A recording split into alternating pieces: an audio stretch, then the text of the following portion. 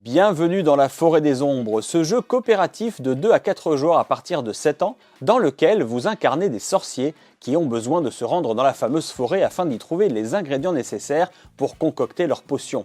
Oserez-vous y rentrer? C'est ce que nous allons voir tout de suite.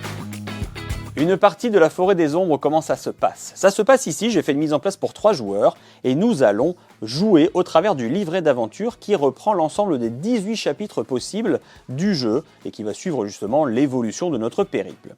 Dans le premier chapitre, les amis trop mimi, nous allons devoir nourrir des animaux en fonction justement de leur préférence de régime alimentaire. Chaque joueur va regarder ici sur son bloc de la forêt, dans lequel nous allons justement rentrer.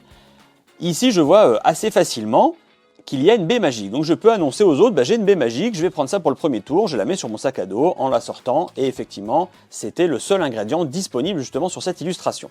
Je regarde la deuxième, je peux dire qu'il y a d'autres types d'ingrédients, mais il n'y a pas d'autres baies magiques. Car si j'ai démarré, on va dire, la récolte de baies magiques pour nourrir le raton laveur, il n'y a qu'un seul joueur qui pourra nourrir le raton laveur en lui donnant les 2 baies magiques d'un coup. On ne peut pas dire le joueur vert lui en donne une et moi je lui en donne une, on ne pourra pas faire ça. Du coup, la communication est primordiale dans ce jeu, car si quelqu'un d'autre trouve une baie magique, comme par exemple le joueur rouge ici, il va dire « Ah moi j'ai une baie magique aussi dans ma forêt », on peut s'échanger nos blocs pour justement dire « Ok, du coup ça me permet de récolter ma deuxième baie magique », du coup hop, et je peux nourrir mon raton laveur. L'objectif étant justement de nourrir l'ensemble des animaux avant d'avoir épuisé toutes les cartes de notre forêt des ombres.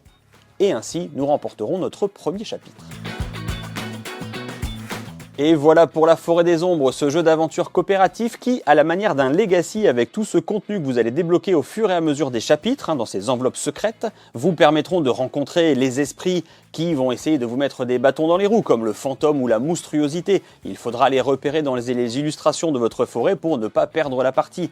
La brume peut s'abattre sur vos forêts, les gouttes d'or, je ne vous en dis pas plus, je n'ai plus qu'à vous souhaiter une très bonne cueillette et à bientôt.